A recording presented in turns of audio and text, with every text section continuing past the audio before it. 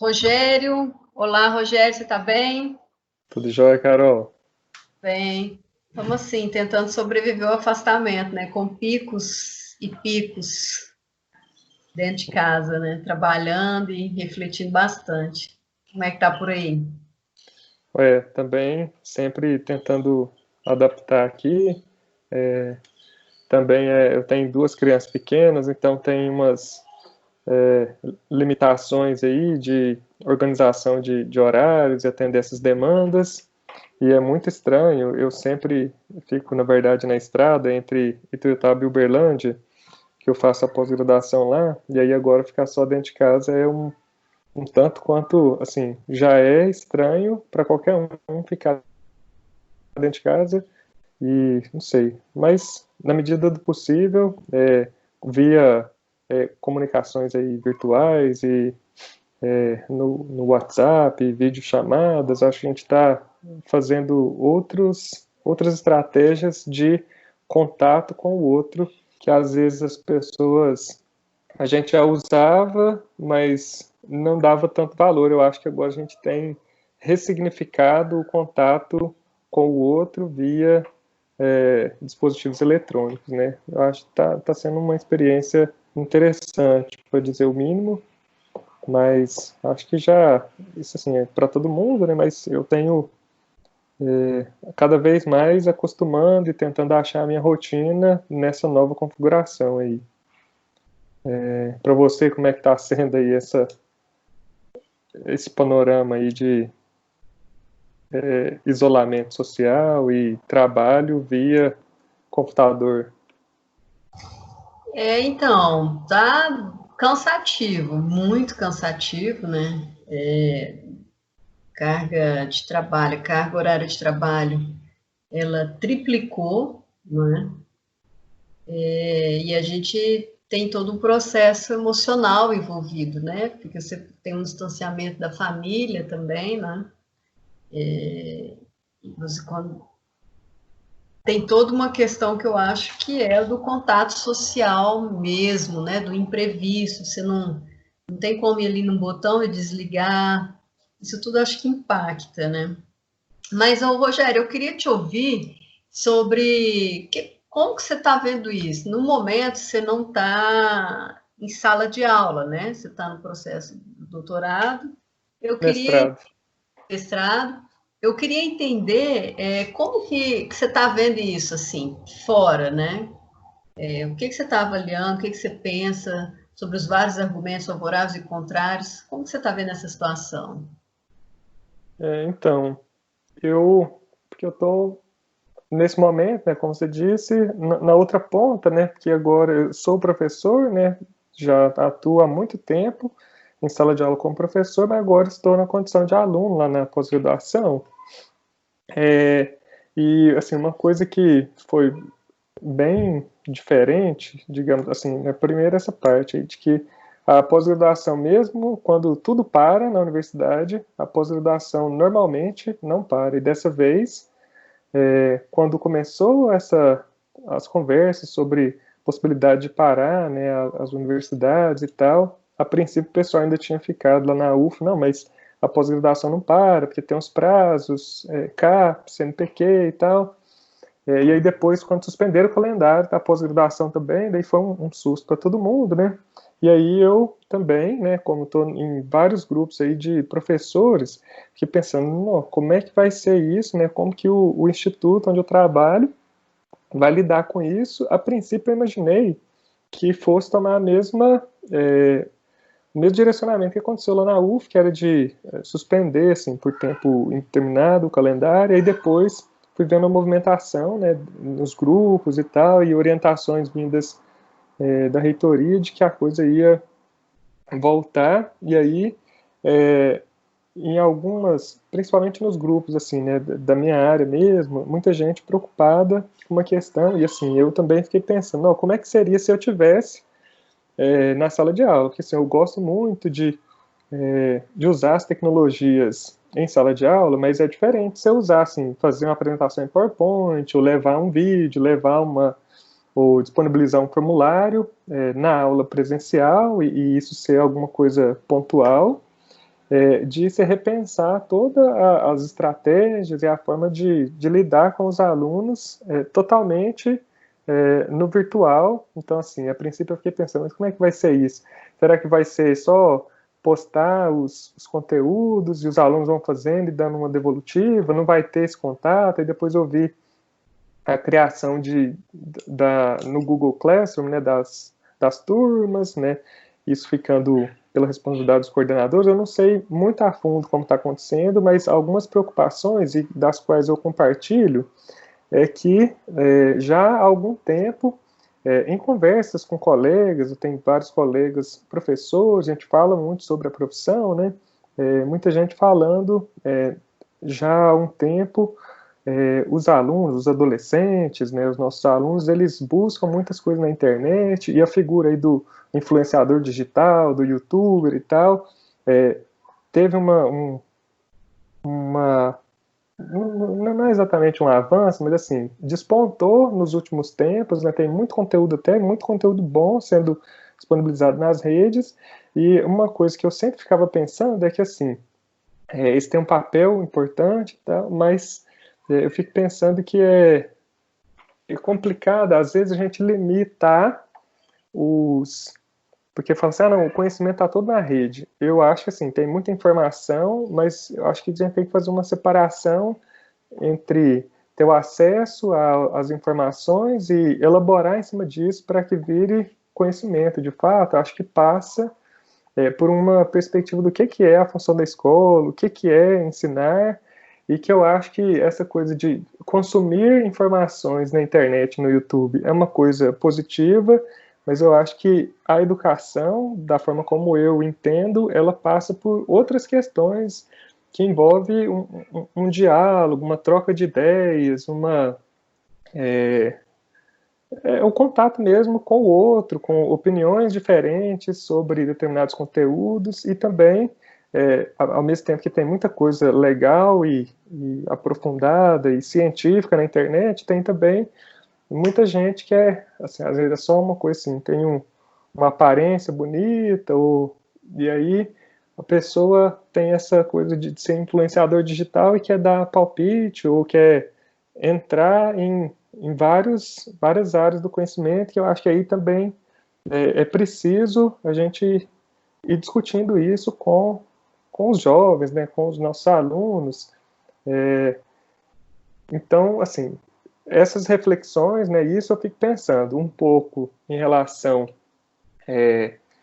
alguns professores têm, e alguns colegas, né, conversando comigo, falaram assim, né, da dificuldade de se expor, de gravar uma aula e postar isso no ambiente virtual, como é que os alunos vão ver isso vai ficar disponibilizado, como que essas imagens, né, esse direito à imagem, direito ao esquecimento, talvez, assim, como é que isso pode ser depois distorcido e publicado em outro lugar, ou reinterpretado. Então, são várias inseguranças. Então, assim, apesar de não estar atuando, né, hoje em sala de aula, né, na condição de professor, eu fico pensando aí e solidarizo muito com os colegas que estão passando por isso, e que, assim, né, todo mundo tem a consciência de que não se espera da gente que viremos youtubers ou influenciadores, né, de um dia para o outro. Tem muita gente que tem dificuldade mesmo de usar a tecnologia, de se organizar aí para fazer gravações, que dá mais trabalho, às vezes, assim, de fazer esse processo de gravação, edição. Algumas coisas são relativamente fáceis, intuitivas, mas para fazer um material de qualidade, para, assim, com seriedade mesmo, passar para os alunos, exige bastante, tanto da gente filtrar como que isso vai ser, o que é o essencial de trabalhar com o aluno, como que a gente pode disponibilizar e depois ter momentos de discussão que sejam frutíferos. Então, assim, tem uma série de questões que tem que ser levado em consideração. Fico pensando também na parte de avaliação, de como avaliar esse aluno que, depois de certo tempo aí, a gente tem que ir dando sequência nos mecanismos de avaliação institucionais, porque se estão acontecendo as aulas, Então, vão acontecendo também as avaliações, os registros disso, registro de frequência, registro de...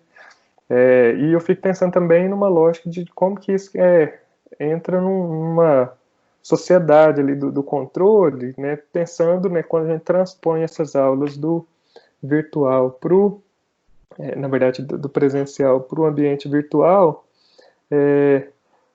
a forma de participação, ela tem que mudar, ela é uma forma diferente, e assim, meio que você vai exigir que todo mundo, a todo tempo, esteja ou comentando, tem que postar necessariamente, tem que estar ao vivo naquele horário, não sei, eu fico um pouco incomodado com esses mecanismos aí das diferenças, né, que a gente tem que ir adaptando. Bom, eu falei um tanto aqui, eu queria te ouvir, você que está na sala de aula, que está mais engajada nesse processo todo, quais são as suas perspectivas, não sei se fez sentido um pouco disso que eu fui falando aqui já, mas é só para dar um norte aí nas nossas confabulações aqui. Sabe, Rogério, eu acho que essa conversa ela é muito legal, por quê? Porque você é professor que tem a experiência da sala de aula, e pelo que você me falou, já trabalhou em algum momento as tecnologias aplicadas à educação, né? Uhum. E nesse momento você está num distanciamento, além do social, você está num distanciamento da atividade profissional primeira, né? Que é a sala Uhum. de aula, né? Do cargo que é ser professor. Então, você tem essa perspectiva. E, por outro, nós temos eu e vários colegas inseridos em sala de aula. Então, por que é bom, assim, conversar com você? Porque foi a primeira vez, a primeira conversa que eu tive e que apareceu alguns termos que você usou, que é esse olhar de quem conhece a experiência, sabe, dessa experiência da sala de aula, mas não está inserido nela agora, que os termos do direito ao esquecimento e a sociedade de controle. Por que eu estou falando isso? Porque até então eu tenho escutado muito mas não dá certo, os alunos, eles não vão conseguir acompanhar, é muito excesso de atividade para aluno, nós não recebemos treinamentos, e são falas que eu compartilho.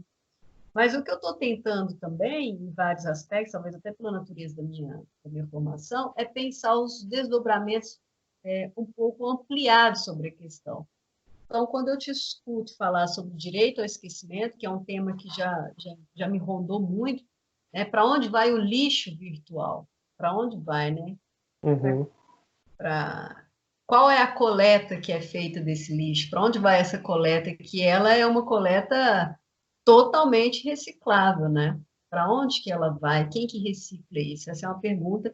E agora, com esse tanto de produção de material de aula, de ensino, essa pergunta, ela é uma pergunta muito forte, né?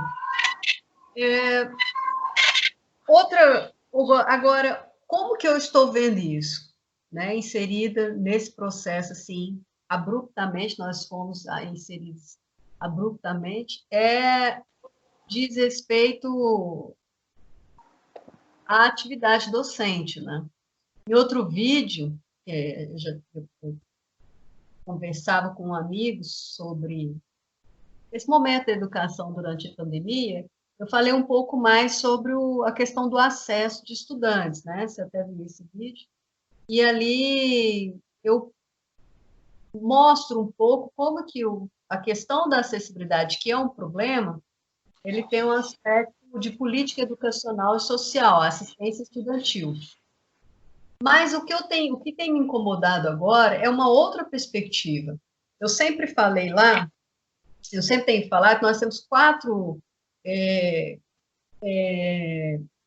entrelaçamentos, temos 4 fios para entrelaçar nessa questão da educação durante a pandemia. O fio que diz respeito às famílias, às mães, às pessoas responsáveis, aos pais, e tem os estudantes, e tem as docentes, né, os professores, e tem as gestões. quando e quem está falando sobre o que está acontecendo com o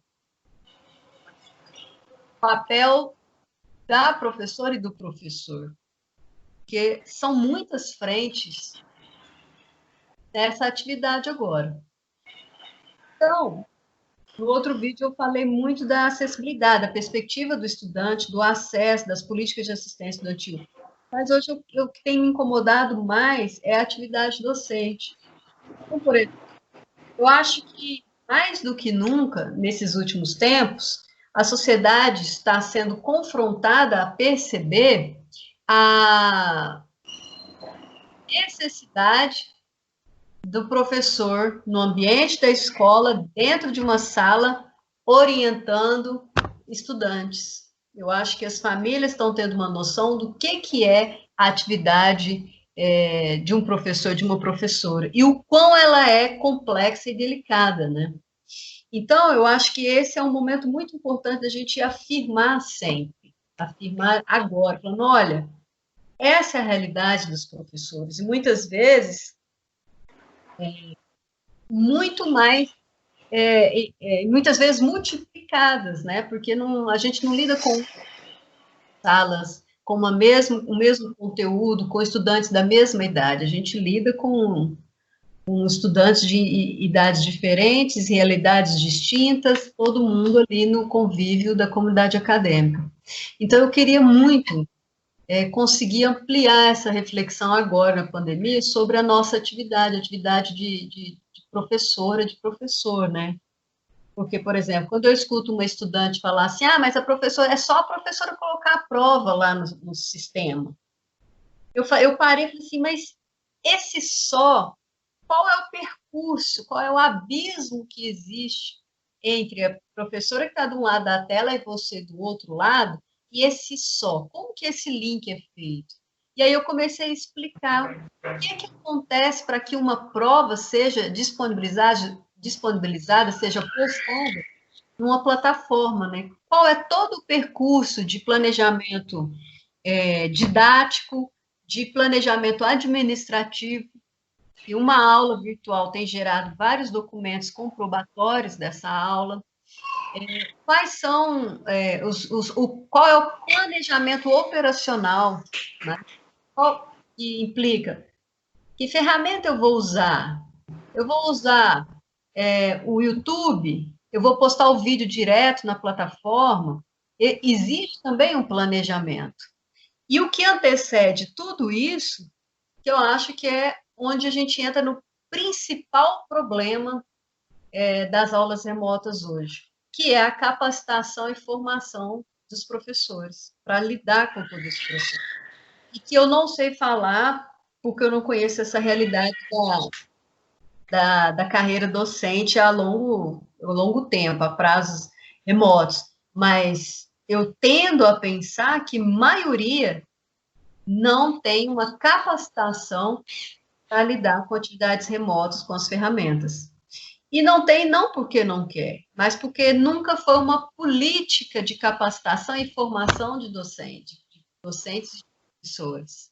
Não foi das gestões. Um exemplo disso é que a nossa instituição passou por uma reformulação curricular em 2019, o ano passado, e eu não vi, não acompanhei, não vi nenhuma proposição sobre a inserção das atividades online nos currículos. Isso quer dizer que é um assunto que já está na pauta da sociedade, né?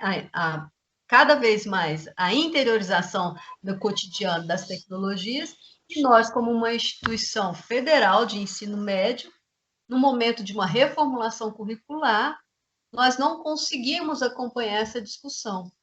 Então, isso para mim é sintomático, na medida em que a carreira de professores, a carreira docente, ela não foi, ela não recebeu atenção em termos de capacitação de professores, né? E isso para mim é um agravante, isso é o agravante, e um dos maiores problemas agora é a atividade do professor nesse contexto, né? Sei como você pensa isso, assim. Não, faz muito sentido aí que você tem falado.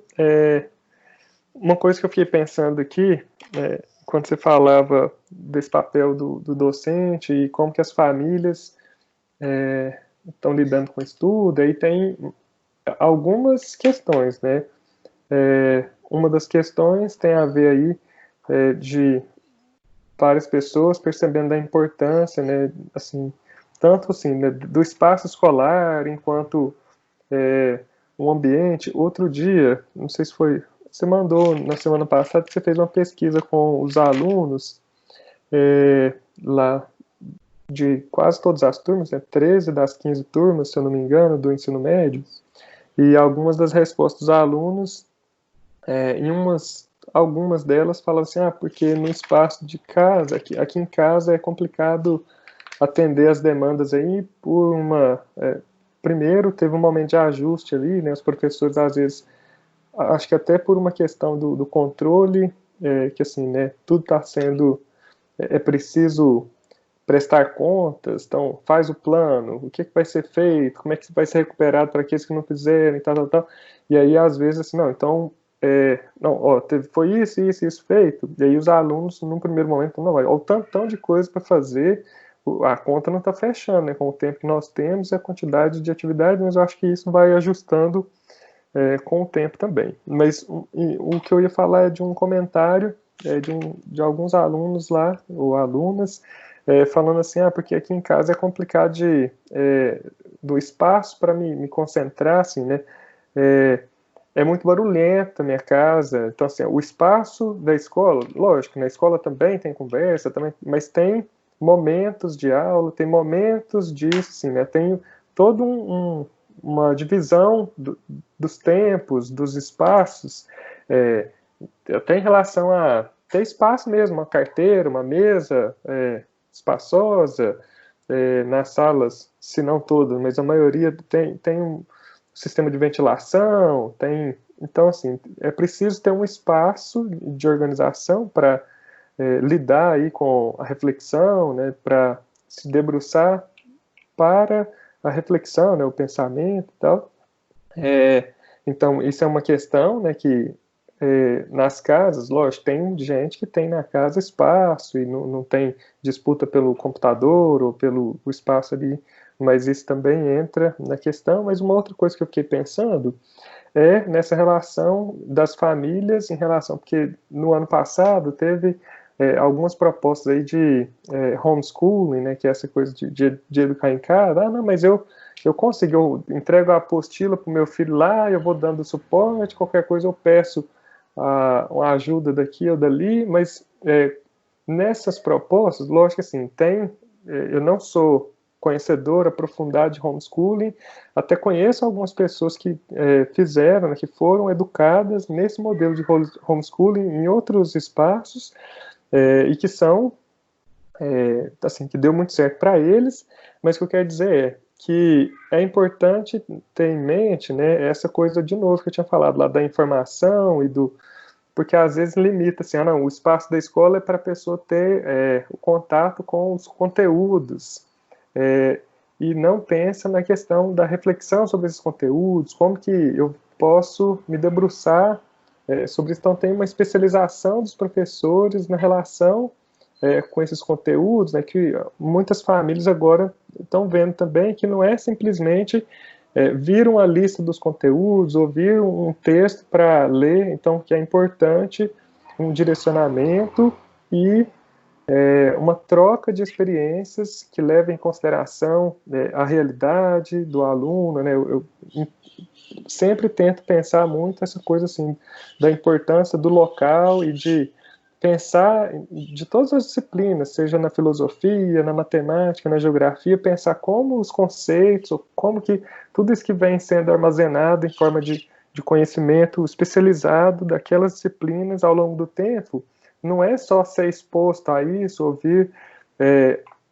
Aí tem uma questão também de que uma crítica, e aí tem um certo perseguição à figura do professor, até no ano passado, e em alguns anos anteriores também, que é essa lógica do escola sem partido, assim, né, de que os professores estão estão doutrinando, ou tem uma coisa aí de fazer a cabeça do aluno, mas na verdade é mostrar que assim, né, é isso, o professor não está lá só para vomitar um conteúdo, ou naquele modelo de educação bancária, de que assim, o aluno é aquele tábula rasa, que não sabe nada, e o professor ele teve um conhecimento, ele vai passar isso de forma totalmente assim, né, com toda a asepsia ou toda a neutralidade. Tem um movimento de reflexão e que depende do contato com o aluno ou com a aluna, então depende das trocas e refletir também sobre o momento. Eu imagino, assim, isso eu não estou na sala de aula, mas eu vejo em alguns grupos que eu ainda estou das turmas, que assim, tem muitos professores que inclusive estão fazendo trabalhos, atividades, que é juntando o conteúdo que já tinha que ser que é daquele ano de ensino, que é daquele momento aí para ser trabalhado com os alunos, mas assim, sempre voltado para esse momento de pensar nessa relação com o isolamento social, pensar aí na pandemia, então pegar uma coisa que a gente está vivendo no momento, assim, né, agora isso vai ficando mais acentuado, que é as questões, as reflexões contextualizadas com problemas reais da sociedade, que não adianta nada a gente se debruçar ou memorizar conceitos e ficar com a mente aí com várias terminologias. Ah, eu sei que aqui é uma oração subordinada, adverbial, causal, tá, mas como que isso está na hora de fazer uma argumentação, ou como que isso pode ser usado para manipulações ou não, como que eu posso fazer uma leitura crítica do mundo que está no nível sintático, no nível da organização das palavras, como que as informações são dadas na coletiva diária que acontece pelo Ministério da Saúde, por exemplo. Então, assim, todas essas questões, elas têm que ser discutidas, e aí, de novo, o papel da escola não é só um lugar de depositar as informações ou de transferir de maneira...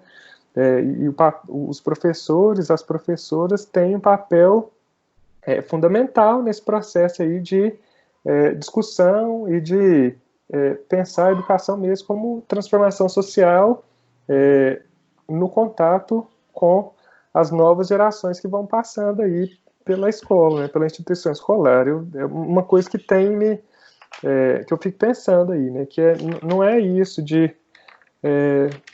do conteúdo em si, tem muita coisa na internet? Tem, mas e a reflexão sobre isso, e essa reflexão é no contato com opiniões diversas, um pouco é disso aí que eu tenho pensado. Ô Rogério, é muito bom te ouvir, sabe? Muito bom. Eu gosto, eu acho que o caminho é fazer essa reflexão e fazer essa conversa.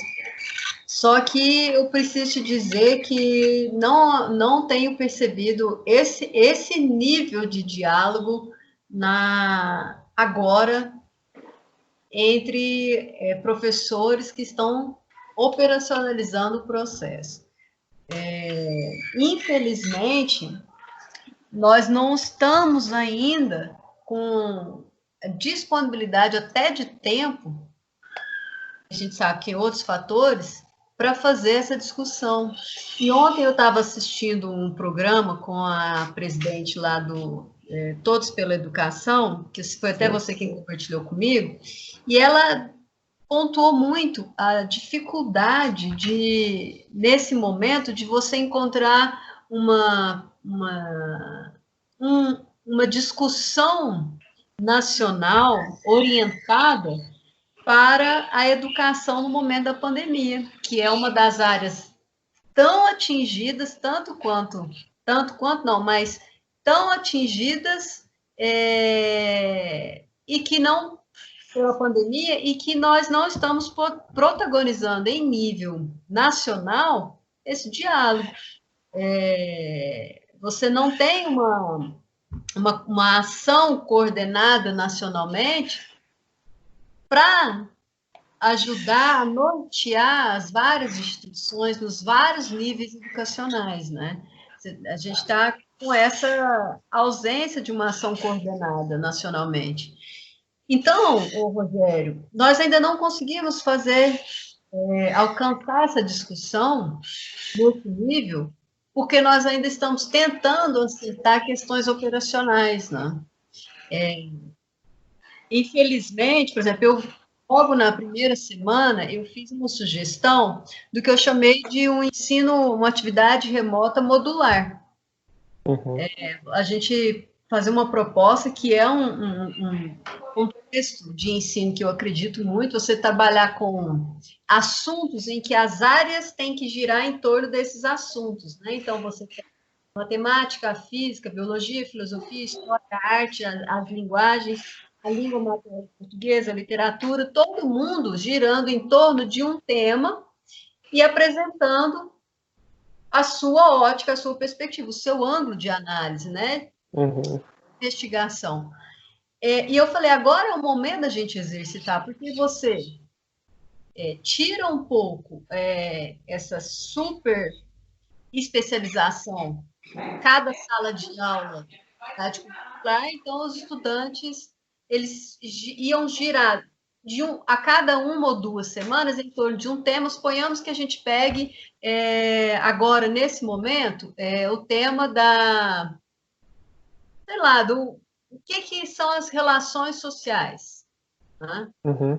Aí você, Carol, mas como que a matemática, por exemplo, entra nisso? Ora, é a partir da matemática que a gente trabalha estatísticas sociais, né? É a partir de pesquisas diversas que envolvem cálculos e cálculos e cálculos estatísticos que a gente trabalha. Ou você medir a velocidade, a distância de transmissão de um vírus, tem várias possibilidades para serem trabalhadas dentro de um tema. Outro tema, que inclusive esses temas, eles constam como temas transversais nas diretrizes nacionais curriculares. Nós temos que falar desses temas, inclusive. Então, foi uma proposta que eu encaminhei na primeira semana. Mas o que eu mais escutei das pessoas que eu conversei, que viram essa proposta, é de que não tem tempo, nós já estamos aí caminhando, a cada um no seu quadrado, tentando se capacitar para usar as ferramentas, as tecnologias, e ninguém está com tempo. Por que ninguém está com tempo para discutir isso? Porque eu acho que aí vai justamente ao encontro do que a Priscila Cruz, a presidenta de Todos pela Educação, estava dizendo. Nós estamos sem uma ação nacional coordenada. Uhum. Se tivesse uma orientação, trabalharíamos em cima de uma proposta, e não existe uma proposta. Então, estamos buscando acertar nas propostas que apareceram de imediato, né? Do como fazer. E acho que caímos num perigo, assim, é um pouco perigoso na vida do professor e na vida de estudante. Nós estamos no momento de rever, de começar a observar uma transposição automática que a gente tentou fazer no início, do presencial para atividades remotas, para atividade online. Repetir os horários das salas de aula, da aula presencial, a dinâmica dos planejamentos que foram entregues agora no início do ano, em fevereiro, a gente querer seguir esse calendário, o planejamento. Eu, como professora de filosofia, o primeiro impulso, já entramos na 3ª semana e eu ainda estou seguindo o planejamento anual. Por quê? Nós não tivemos um momento para planejar a atividade remota, não conseguimos pensar, porque quando foi proposta a atividade remota, a primeira urgência era aprender a trabalhar com os ambientes virtuais de aprendizagem, com as várias plataformas, tecnologias. Uhum. Então, infelizmente, não conseguimos ainda pensar no que você falou, por exemplo, na função da escola. Será que nas atividades remotas estamos cumprindo a função da escola? Até para responder essa pergunta, nós precisaríamos de mais tempo para pensar.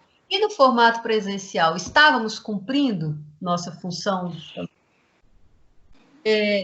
Por isso que eu estou querendo pensar um pouco mais sobre a atividade docente, porque nós estamos tomados nesse momento por questões operacionais, né? Criar atividades para serem desenvolvidas em formato online, virtual, e como fazer essa atividade chegar lá nessa plataforma. Nós estamos tomados nesse tempo. E como um pós controlar o aluno para que ele participe dessa atividade e eu possa dizer que fluiu a aula, que deu certo. Nós ainda estamos nessa fase, né? Tanto é que a gente ainda não tem dados para saber como que vai funcionar. Hoje eu disponibilizei uma prova. Hoje não, comecei ontem, uma prova que eu liberei. Vai ficar liberado no sistema para os primeiros dias da segunda a sexta-feira, de segunda a sexta. A qualidade em termos de acesso das questões múltipla escolha que eu coloquei, que eu disponibilizei na prova, é baixíssima a qualidade. A média até agora, né? No segundo dia, eu disponibilizei 14 questões, isso de maioria das aulas presenciais, não foram conteúdos trabalhados em aulas remotas. A média de acerto está sendo 6 em 14. É muito baixo. É o primeiro resultado que eu estou vendo agora. E isso considerando 70% do conteúdo foi trabalhado em sala de aula presencial. Né? Uhum.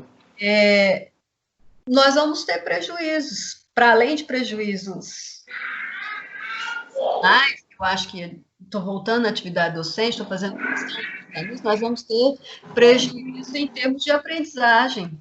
Né? Eu não sei como que a gente vai lidar com isso. Né? Mas eu falei isso também porque eu queria saber você, se você hoje, a partir dessas reflexões que você está fazendo, nesse distanciamento da atividade profissional em sala de aula, como você trabalharia as aulas remotas, as atividades remotas agora? Como você organizaria? Você continuaria o seu planejamento? Mas eu estou contando que você não esteja inserido em toda a demanda administrativa e institucional que tem. Estou tirando tudo isso de você, porque é o que está consumindo. Entendi. Então, tira isso. Se você não tivesse que fazer papelada, documentação. Então, eu acho que uma coisa que eu fiquei pensando aqui é nisso, né? Que muita gente, eu acho que tem uma questão que é uma preocupação até válida e institucional e administrativa, né? Que tem várias questões. Quando o pessoal optou aí por então manter esse calendário e continuar com as aulas, o pessoal foi tentando, porque assim, né, não tinha previsto lá, né, sei lá, nos PPCs dos cursos, na parte administrativa, o curso ele é presencial. Então, eu acho que toda essa carga de trabalhos aí em relação a manda o plano antes, tem que ser às vezes autorizado, chancelado pelas instâncias superiores, faz um controle de quem está participando ou não. Acho que tudo isso tem a ver com uma tentativa de deixar tudo registrado para garantir dia letivo, garantir que está sendo feito. Tá bom, então, mas aí a sua provocação em relação a como que seria,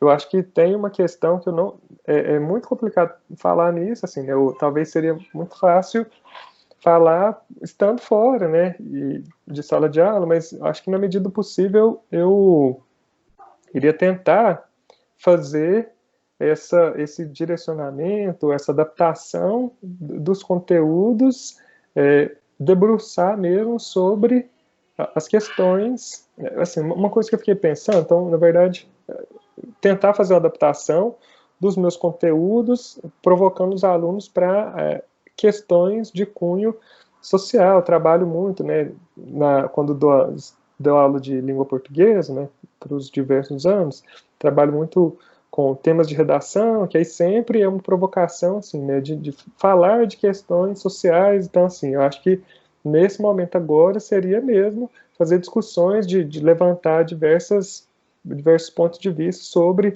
se é isso mesmo, esse caminho que a humanidade estava levando nessa coisa aí de neoliberal, que tudo é pelo dinheiro, Estado mínimo, como é que funciona isso, como que são as relações de poder entre os países, questão de trocas comerciais, que é primeiro mundo, terceiro mundo, questões de situação da saúde. Então, assim, tem várias questões de discussão que eventualmente poderia culminar não necessariamente em textos dissertativos argumentativos, mas sim gêneros diferentes que abordassem questões referentes a essa crise que não é só de saúde, que ela envolve todos os aspectos, né, da economia, das próprias relações, da educação, então, assim, de tudo.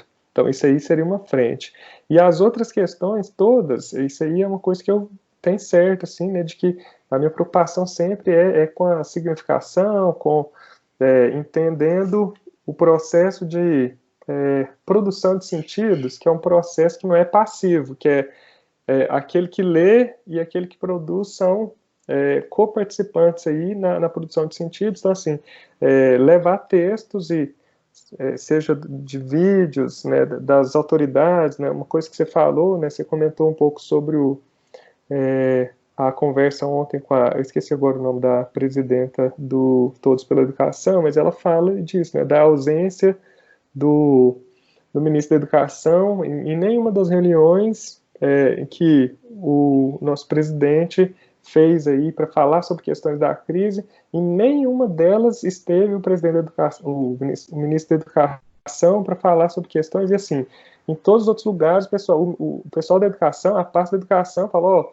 tem que ser feito isso, então, o direcionamento é esse, e aí o cara lava as mãos e fala assim, não, mas eu não sou gestor de escola, cada um que se vira, né? Então, na verdade, a única coisa de concreta que tem foi, não, o calendário do Enem está mantido para os mesmos dias. Então, assim, é uma coisa muito louca, então, assim, fazer uma leitura com os alunos sobre isso, porque até pensando mesmo em avaliações tanto de vestibulares quanto do Enem, cada vez mais o que pelo menos da minha matéria, o que cada vez mais é cobrado não é nomenclaturas, exigir do aluno interpretação de textos, assim, né, interpretação de anúncios, interpretação, fazer uma leitura do mundo. Então, muito além de ficar trabalhando com questões aí, porque, na verdade, acho que cada coisa tem a sua importância, mas acho que agora o que é mais importante aí seria esse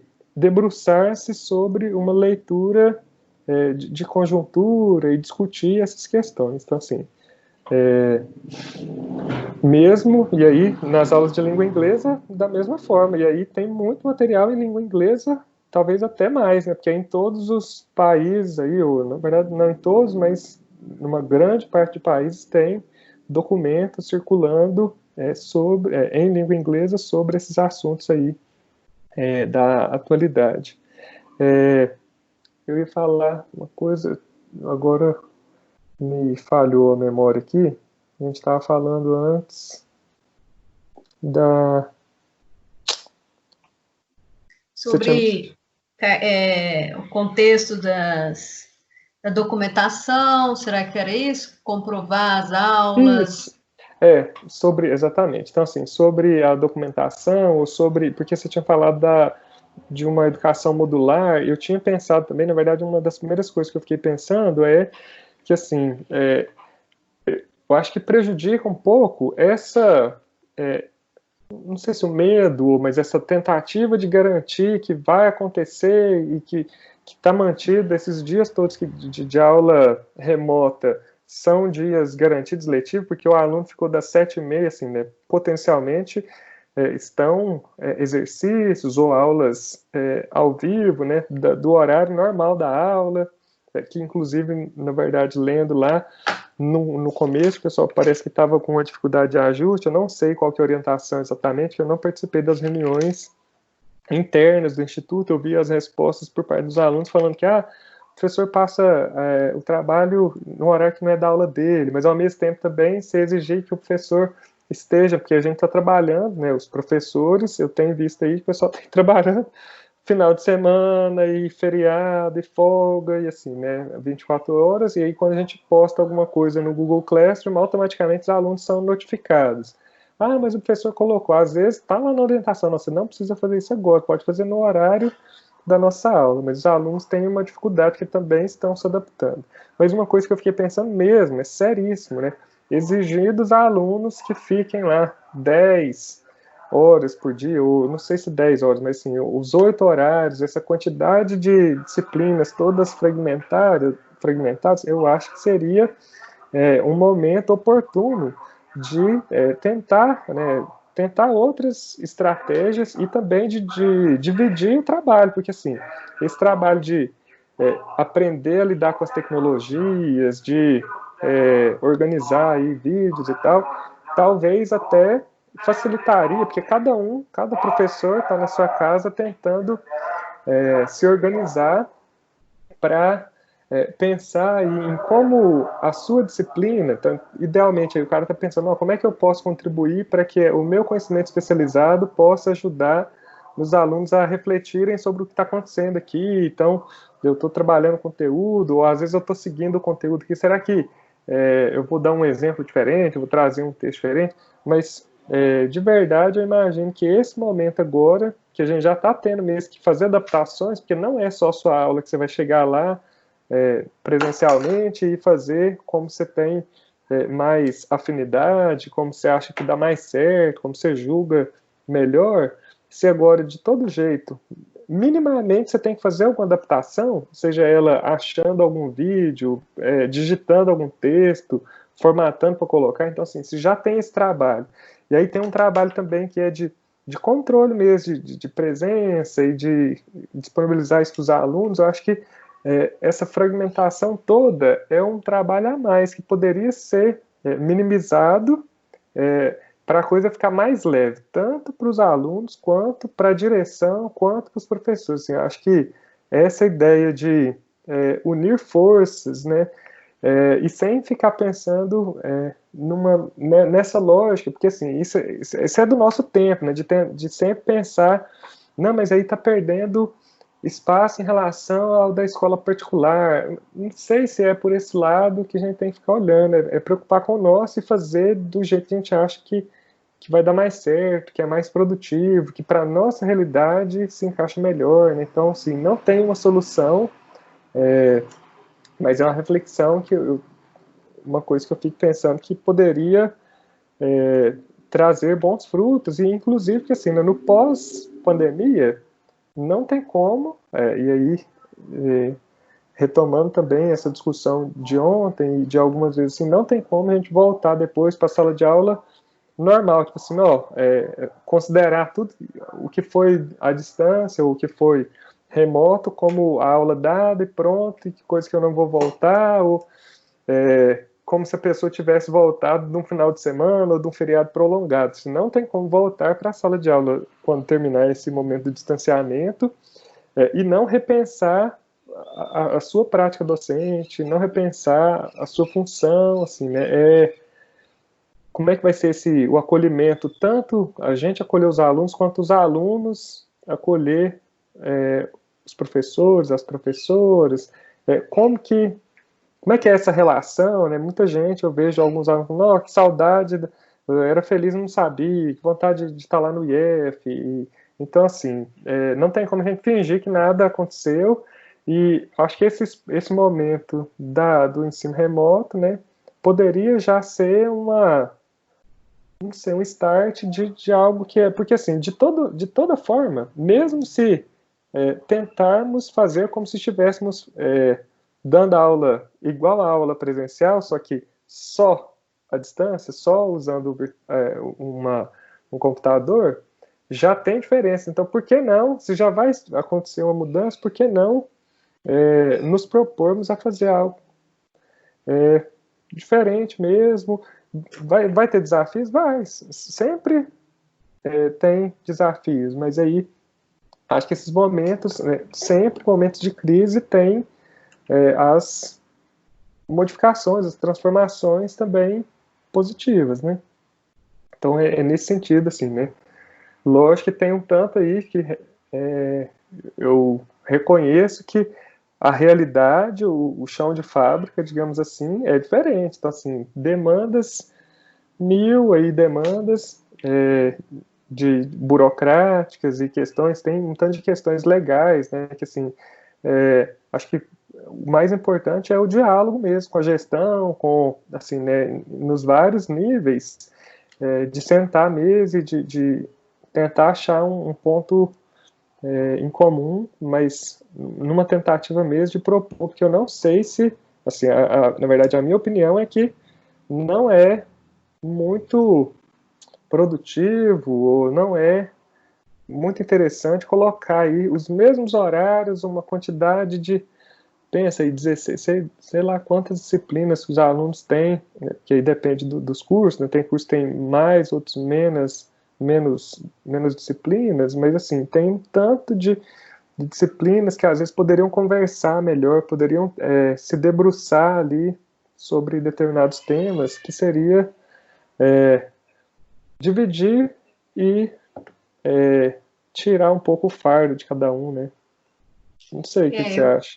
Não, eu penso como você, o que eu falei de trabalhar por módulos, né, por temas transversais, é justamente essa perspectiva.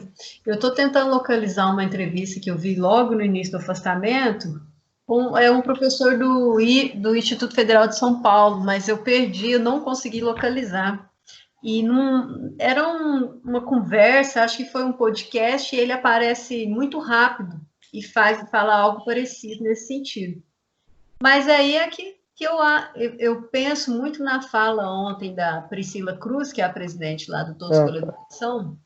Ela diz, olha, é a ausência de uma ação coordenada, né? Nós não tivemos.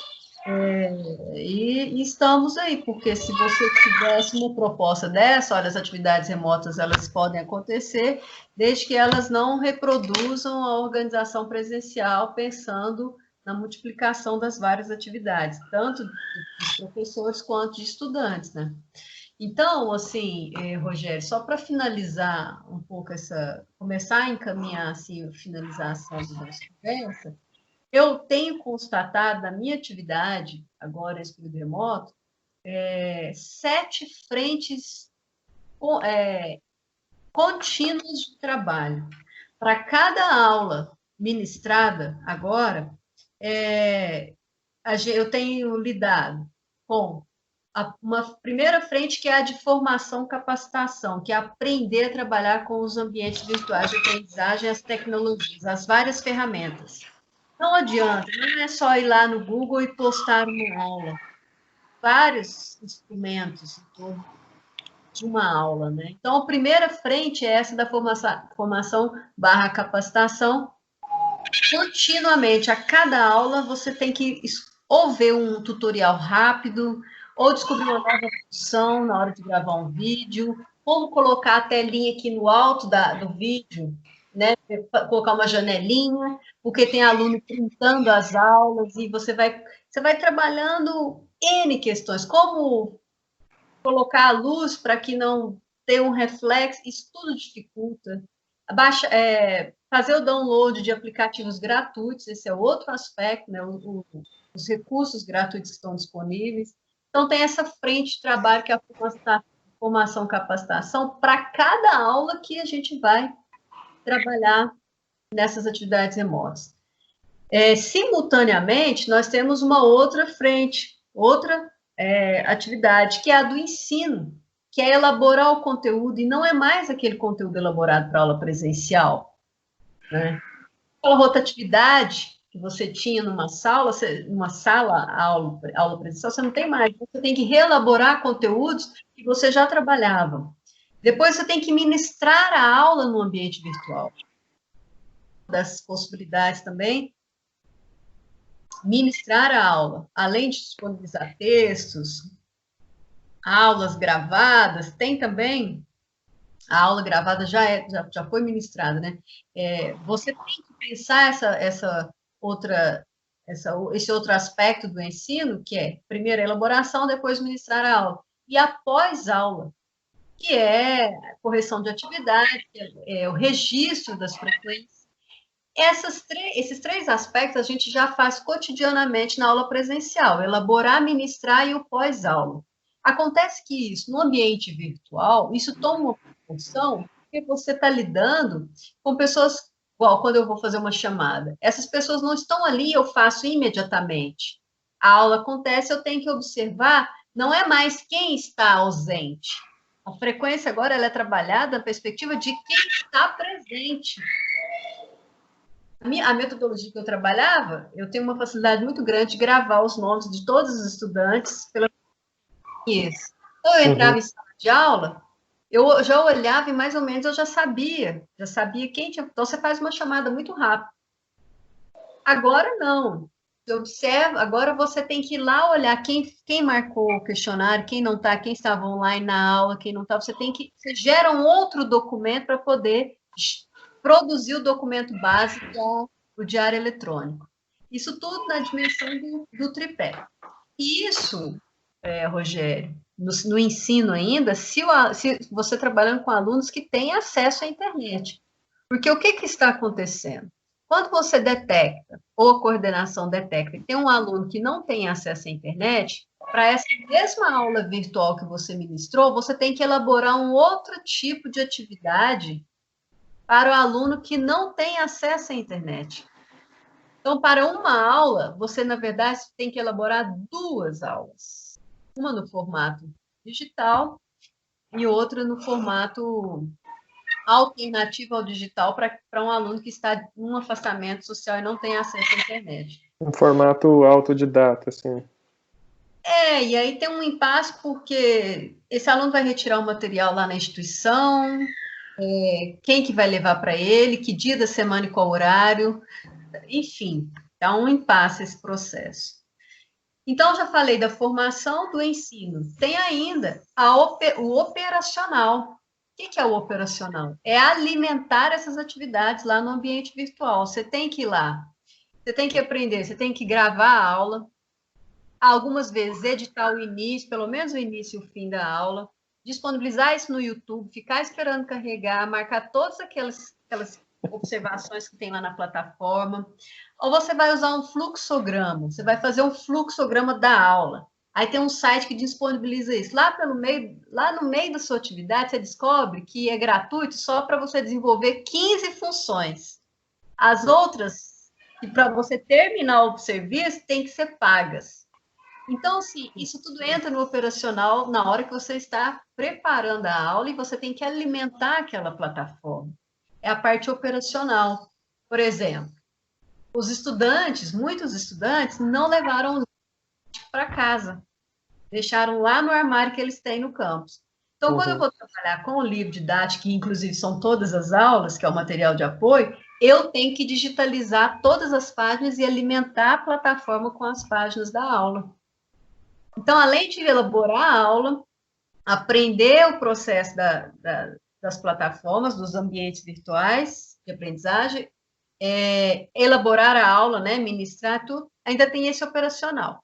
Para além disso, nós temos uma quarta dimensão, que é a parte que eu estou chamando de institucional administrativo, que são as várias planilhas, os vários anexos de planejamento. O que eu vou dar na aula?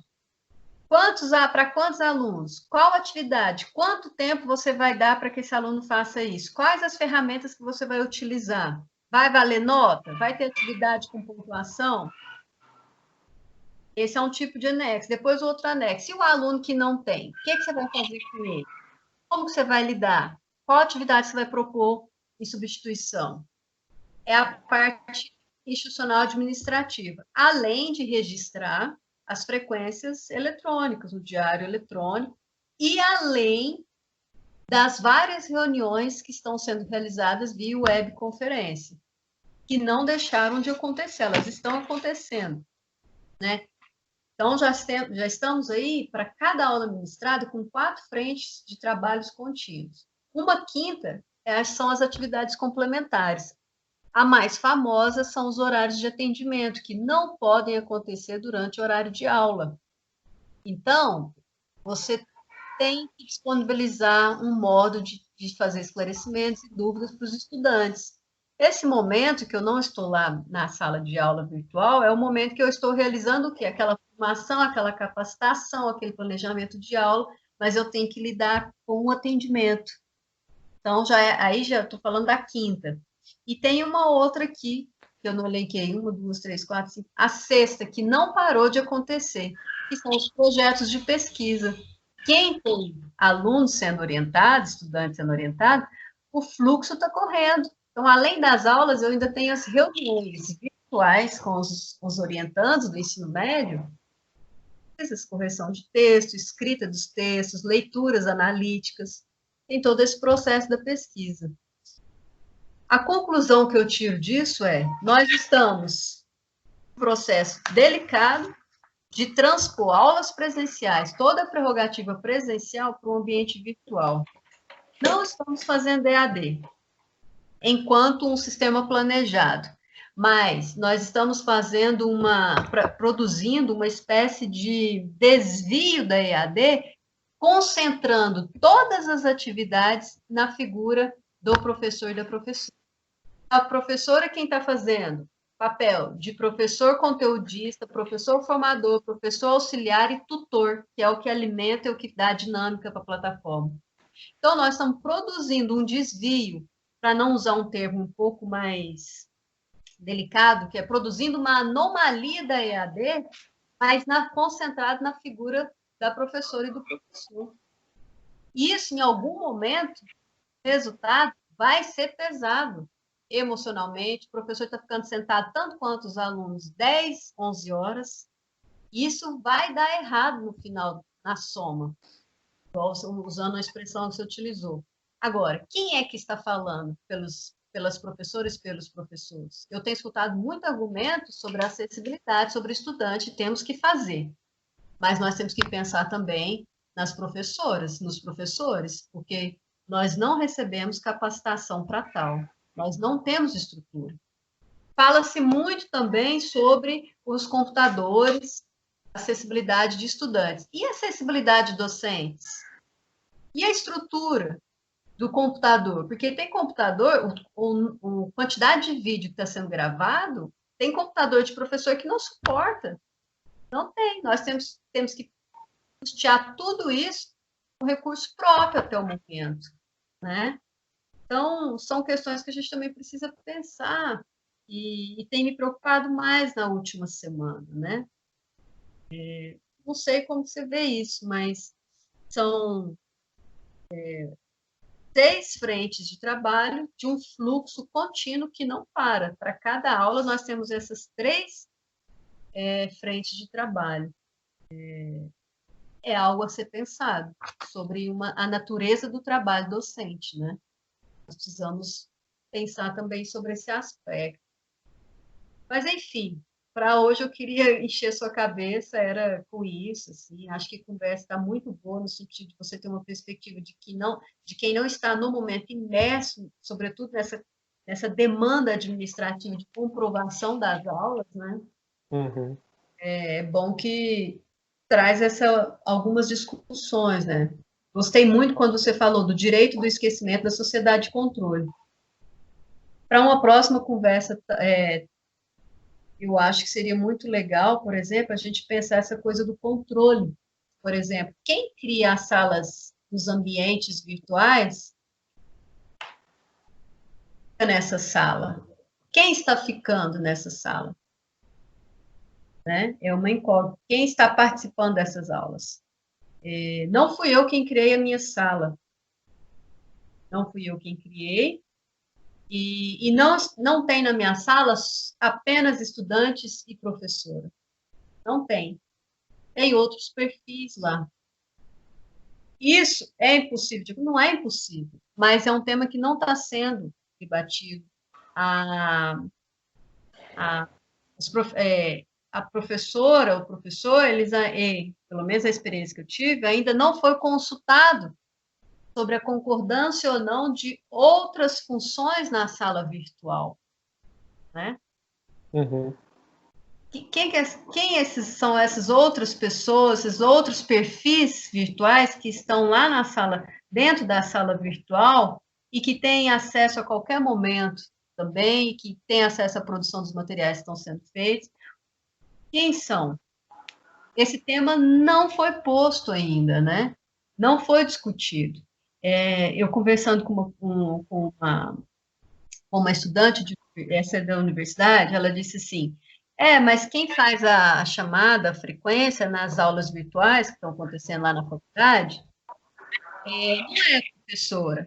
Entra uma pessoa da parte da secretaria, vai lá e vê quem está online e sai da aula e entra no final da aula. Então, eu acho que é um tema bastante complexo, merece uma outra conversa, né? Outro bate-papo. Mas, assim, essa questão do controle, da sociedade de controle,